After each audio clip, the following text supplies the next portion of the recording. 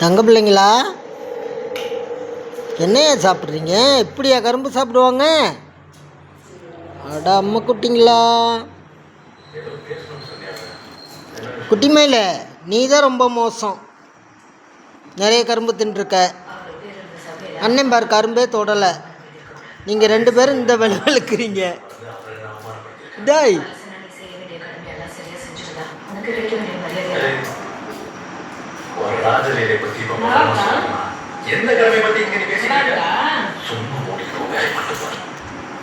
இன்னும் 2 கட்டு கரும்பு வாங்கணும் போல. ம் ம் இவனுக்கு கொடு, அதை எடுத்து ஜாக்கமால்.